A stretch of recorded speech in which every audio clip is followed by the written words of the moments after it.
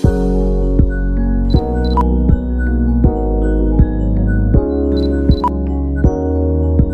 guys, welcome back to the channel. চলে এসেছি তোমাদের কাছে আরও একটা নতুন রেসিপি মাটন কষা নিয়ে। তো দেখো এখানে মাটন কষা বানানোর জন্য মাটনগুলোকে ধুয়ে নেওয়া হয়েছে।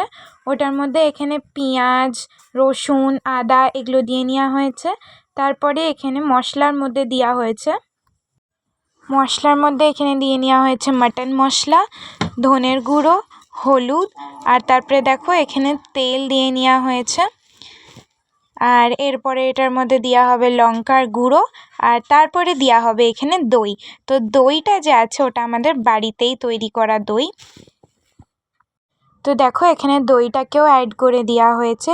এরপরে সব কিছু কিন্তু ভালো করে মেখে নিতে হবে।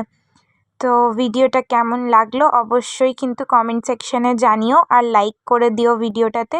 তারপরে এখানে কড়াইয়ের মধ্যে দিয়ে নেওয়া তেল গরম হয়ে গেছিলো, ওটাতে দিয়ে নেওয়া হয়েছে তেজপাতা, ছোটো এলাচ আর শুকনো লঙ্কা।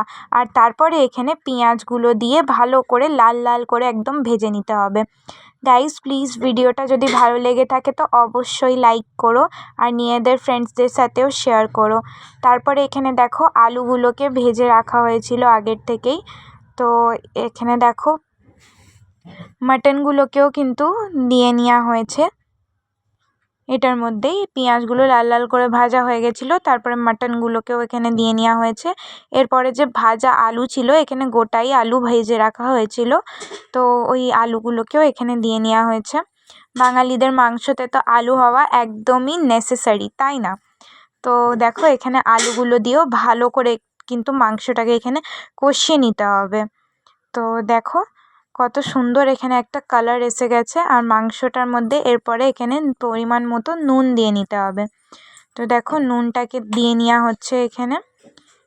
এরপরে নুনটাকেও এখানে ভালো করে সব কিছুর সাথে মিশিয়ে নিতে হবে। তো দেখো এখানে ভালো করে নেওয়া হচ্ছে। আশা করি তোমাদের এই রেসিপিটা ভালো লেগেছে। এরকম আরও রেসিপি দেখার জন্য আমাদের চ্যানেলটাকে অবশ্যই সাবস্ক্রাইব করে দিবে, আর বেল আইকনটাকে হিট করে দিবে।